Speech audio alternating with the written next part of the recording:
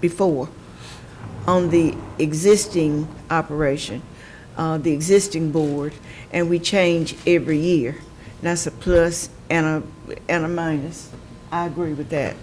And also, I know that we're going to have to work very closely with the city to include all of these criteria, the Yes, ma'am. appointment criteria. Yes, ma'am. Without me being specific. We need experience and diversity. Yes, ma'am. That's the bottom line. Yes, ma'am. Yes, ma'am. Okay.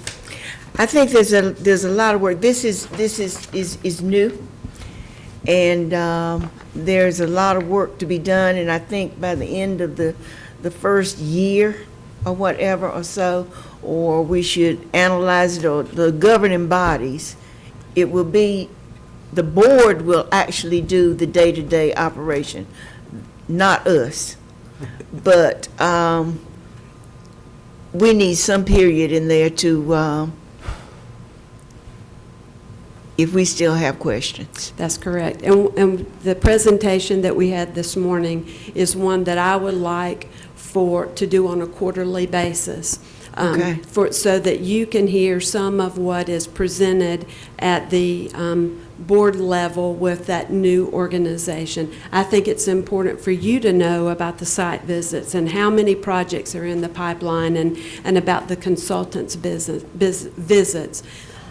You know, Joanna has been here for a year, and I think it's extremely impressive about the 100 visits. It's about building relationships. Success is about building relationships with these consultants so that they know Cumberland County and the city of Fayetteville, and they see us as an opportunity. Without that, we're going to continue to be overlooked. And I think that for the last year, there has been an aggressive effort to meet with these consultants so that they know the name and face of Cumberland County. And that's what we need going forward. Okay. Mr. Chairman, let me clarify something if I speak. Go ahead. That's fine. No, that's fine. Let me just clarify something. The current mechanisms in place is the contract, as Ms. Cannon spoke about when she started. We have a contract just pretty much like the contract we had in place for the last several years, but with the Chamber of Commerce, and that's how economic is being done pursuant to that contract through December 31st. This interlocal agreement is just a proposed agreement between the city and the county, the commissioners and the council, in terms of a mechanism by which to create the new entity. This does not create an entity. It's an agreement about the mechanism. If the city council and the commissioners move forward with this approach, the board of directors that you're talking about appointing here, or the committee that you're talking about appointing by this interlocal agreement, will then have the legal responsibility, with assistance from myself and Ms. McDonald, to put together the documents, as Mr. Adams spoke about, that will be filed with the Secretary of State. That will be articles of incorporation. There will also need to be an application filed with the Internal Revenue Service for tax exempt status. The bylaws will be probably the crucial governing document of the entity, and that will be proposed by this committee for further consideration by both the City Council and the Board of Commissioners. But there's several steps that still need to be taken before we get to the entity that everyone's comfortable with. Okay. Thank you, sir. Mr. Adams? And I'm just kind of confused a little bit, and you can kind of And I'm sorry I confused you. You did kind of with Ms. Councils, Commissioner Councils, and then Russ kind of, the county manager, the county attorney led right into it. I don't understand, I guess, we funded this for 6 months.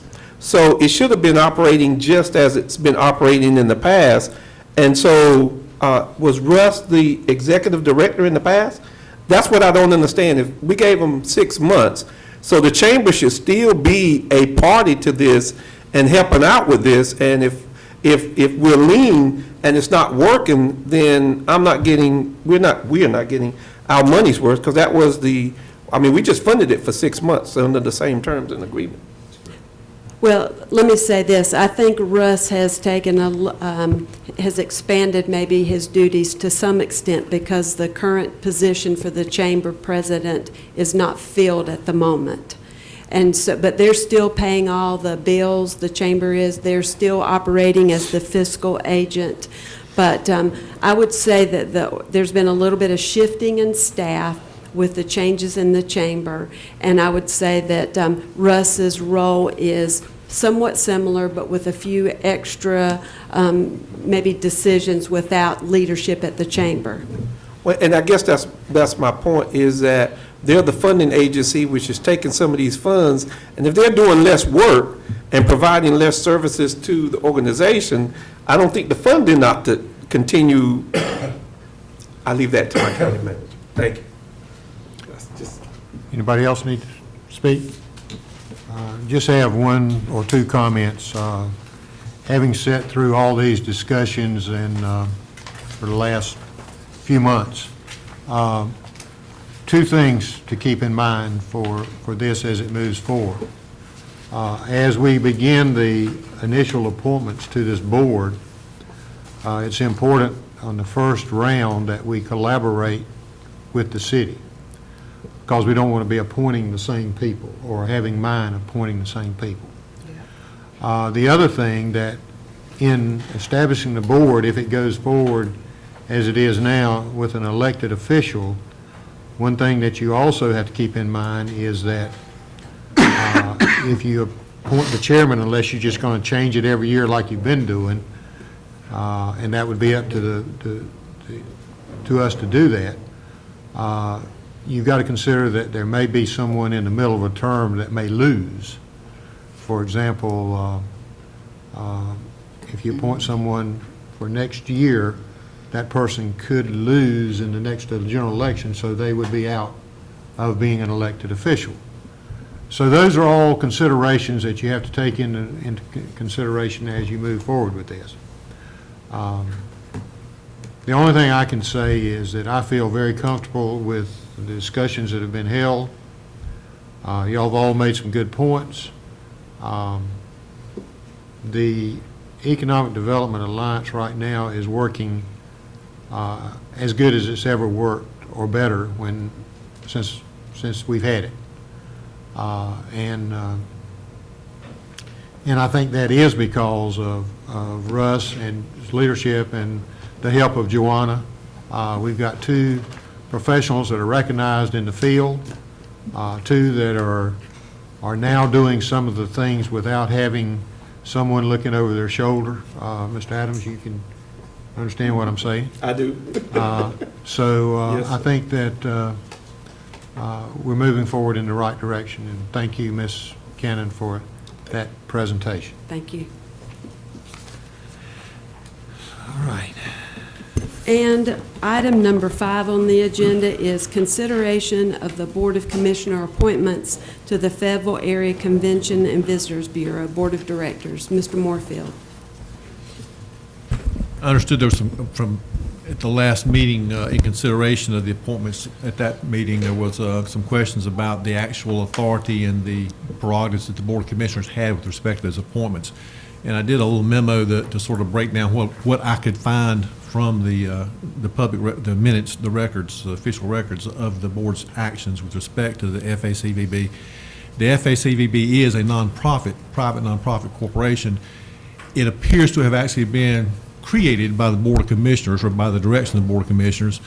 The only discussion in the minutes with any detail about the appointments to be made by the Board of Commissioners is the language that was copied in that memo that addresses specifically the appointments of two folks nominated by hotels of 100 rooms or more, or two folks from hotels with less than 100 rooms, nominated by hotels with less than 100 rooms.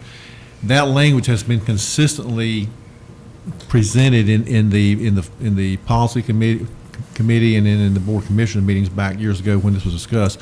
But there was never any minutes in which the bylaws, the corporate bylaws by which this stuff is the official document, legal documents for the corporation, they were never incorporated into the minutes.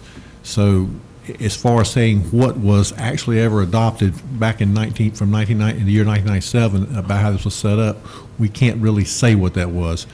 What we do have are the current amendments to the bylaws that were done in April of this year by the FACVB Board of Directors, which that the Board of Directors has the legal authority to do under the general statutes that control the governance of corporations.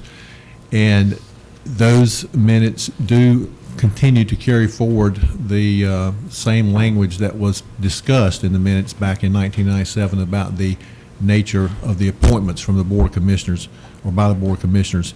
And in addition to the four that I mentioned, there was also just an at-large appointment of a person who had particular association with certain types of tourism or tourism-related businesses. In looking at this stuff, and regardless of what else you do, it's apparent that there's some there's some inconsistencies between in the bylaws themselves, the current corporate bylaws, and the bylaws and the Arkansas Incorporation. I think it was just a mistake. There must have been some additional amendments since 1997 because the sections of the bylaws that are referenced, which have to be approved by the Board of Commissioners, are incorrect. One of them just doesn't exist. It's no longer there. And the other was not a section. It was a section about the conduct of the business at a Board of Directors meeting, not about the appointment of directors. So regardless of what else you do, I do recommend that you request the FACVB Board of Directors to correct that and to make the bylaws consistent with the original articles of incorporation, which have not been amended since 1997. But that, and there's also, I don't know, the language literally says persons nominated by a hotel less than 100 rooms or nominated by a person, hotels with more than 100 rooms. There's no real way to, no practical way to make that happen. I mean, in some of the issues that need to be addressed, my recommendation would be that language would be just cleaned up altogether to be something that everyone can see how it takes place. I mean, if you look at some of the issues, the way it reads now, how is a particular hotel notified that they're to nominate someone? Who is that nomination reported to? I mean, there's just some gaps in this that really don't make a whole lot of sense. It may have back in 1997 because the FACVB was actually a follow-up to what was then called the Occupancy Tax Advisory Committee, which had a different function and was associated with the original implementation of the occupancy tax, but that's gone away. The FACVB, the current corporate status of it, is not created by statute. It was created by the Board of Commissioners. So that's also some language that really needs to be cleaned up in a fashion that everyone can tell what's going on. Because right now, I don't know how you would implement such a process that would literally comply with that language. Okay, you heard the attorney's recommendation and proposed action on this. I'll call on Mr. Keefe. Thank you, Mr. Chair. This is an onion. There is no doubt about it. But I think we're getting maybe a little too wrapped up. I don't understand why county commissioners have anything to do with the 501c3 and how they operate their board, because that's what they are. Now, we have a lot to say how the TDA should operate, but I think a lot of this incestual relationship that has happened between the TDA and the CVB is giving us pause on this. So if my memory serves me correct, and I'm going back to 1997, there is an agency in town called the Fayetteville Area Hospitality Association that is a makeup of all the hoteliers. And I believe that is where the nomination type of thing was supposed to come from, but it doesn't necessarily require a hotel to be a member of that. So you're right, there are some issues that go in on this. But can you tell me, Mr. Moorfield, except for the timing issue of why the commissioners sort of inherited the the Fayetteville Area Convention and Visitors Bureau, why we're even involved in their bylaws. Prior to 1997, the function was a county department. Got that. And- That we have the TDA. And the folks that were running that department and some business folks apparently requested the Board of Commissioners to look at privatizing that. And that was what the 1997 effort was an effort to privatize the function that was being undertaken by a county department. The Board of Commissioners directed the county attorney, then Neil Yarborough, to create the articles of incorporation, the bylaws. Those were considered at the policy committee, considered at commissioner meetings, and approved by the Board of Commissioners. Just unfortunately, the actual documents were not incorporated into the minutes, so the clerk can't certify what was approved, except we do know that this language about the appointments was stayed in place or carried forward. So, no, there is no legal requirement that the Board of Commissioners appoint to this corporation, or that they even have created this corporation back in 1997. It's just the way it was done, and that's been carried forward. And to the FACV's credit, they have continued to carry forward the appointment process that was approved by the Board of Commissioners in 1997, even through the amendments in 2015. But it doesn't not have to be done that way, Mr. Keith. The credit is a little bit of a stretch, because one of the reasons we're doing this is their board makeup has been all over the place. But, I mean, they've kept the language. So they've kept the language. They've kept the language, I don't but think they they have to adhere keep to the language. Yeah, I don't think they even have to keep the language. The board of directors does. Okay. Is it our requirement to approve these bylaws? Not from any documentation that we can find. Okay. So why is it here?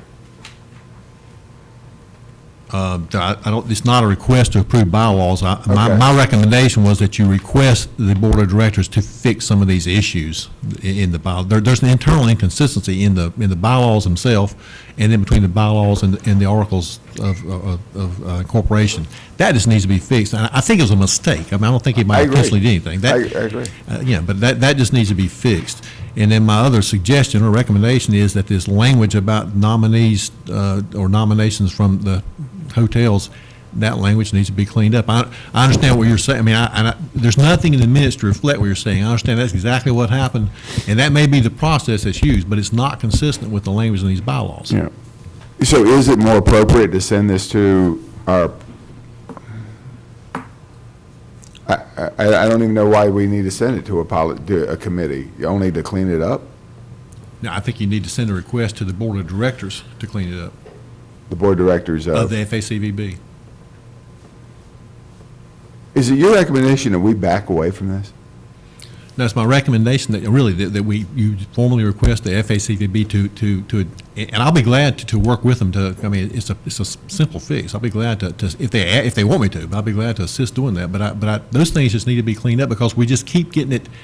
We start off with kind of a messy situation that doesn't have documents incorporated in the minutes, and now it's getting messier because we all know. I mean, we recognize, I'm sure the FACV folks, if they, pay attention to it, will realize the current bylaws are as far as your appointment process, are meaningless, because there are sections that they reference internally, sections that don't exist in the bylaws now. Okay. That's what I'm talking about. It's just a matter of cleaning up stuff that's incorrect. It's not a policy directive, it's just a technical, really, problem. Okay, Mr. Faircloth. Thank you, Mr. Chairman. At this time, I move that the Board of Commissioners request that the Board of Directors of the FACVB correct the corporation's bylaws and articles to remove the inconsistencies and correct the reference to the articles which cannot be amended without the approval of the Board of Commissioners. That the language, quote, nominated by hotels and motels, unquote, be replaced by language that appropriately describes the process by which such appointees are to be nominated by hotels and motels. Those issues are specifically related to, A, how are hotels and motels notified that they are to make a nomination, B, who nominates on behalf of a specific hotel or motel, and C, who receives the nomination and reports them back to the Board of Commissioners. Second. Second by Mr. Lancaster. Any further discussion? All in favor? Voting in favor, Commissioners Evans, Lancaster, Faircloth, Chairman Edge, Commissioners Council, Keith and Adams, unanimous. Item number 6 is nominations to boards and committees. Okay, we have one nomination for the Board of Adjustment. Is there any nominations to be made by the board? I'd like to nominate Alonzo Ferguson. Any other nomination? All right.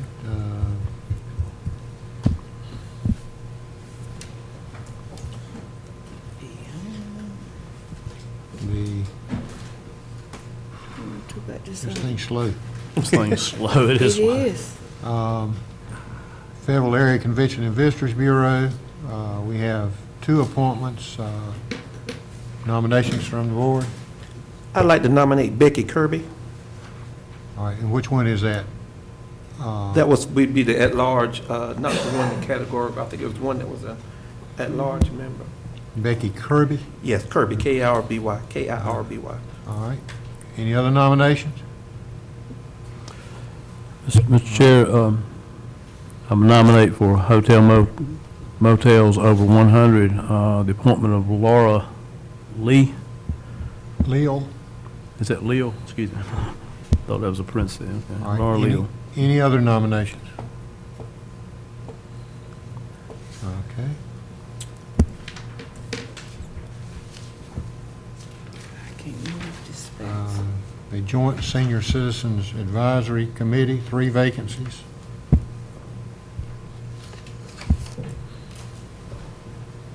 Nominations?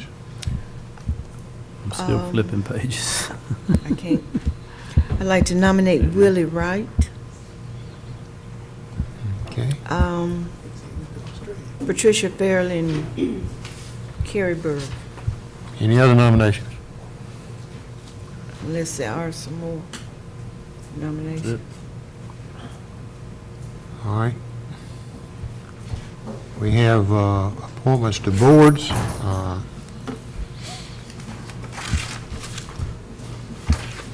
Air Quality Stakeholders Committee is a reappointment. Is there a nomination for that one? Mr. Chair, I would move at this time that we appoint nominee as Fort Bragg stakeholder Gregory Bean by acclamation.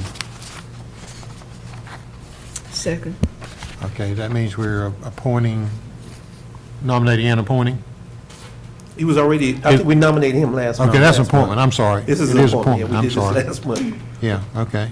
All right, all those in favor? Unanimous. Mr. Chair, I would also, under item C, Cumberland County Juvenile Crime Prevention Council, nominee for at-large representative is Sonia Thompson. I would move that we appoint Sonia Thompson by acclamation. Second. All those in favor?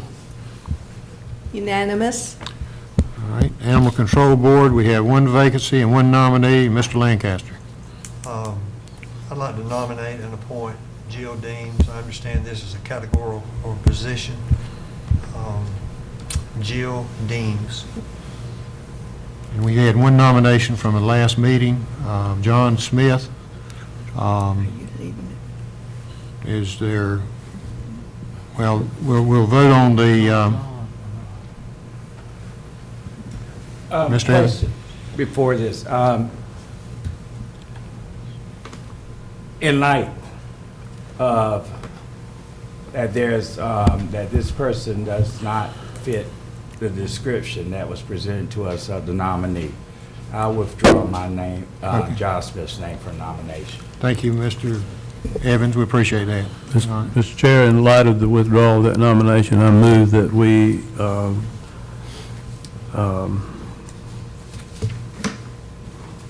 appoint, give me the name Jill again. Deems by acclamation. By acclamation. All right, Second. all right, been a motion and a second, any further discussion? All in favor? Unanimous. Thank you. Closed session for attorney-client matter. There'd be 2 matters, Mr. Chairman. All right. two matters, an attorney-client. Is there a motion to go into closed session pursuant So to? moved. Second? Is there a motion to go into closed session? All in favor? We ahead of you, Ms. Candace? All, you got them all?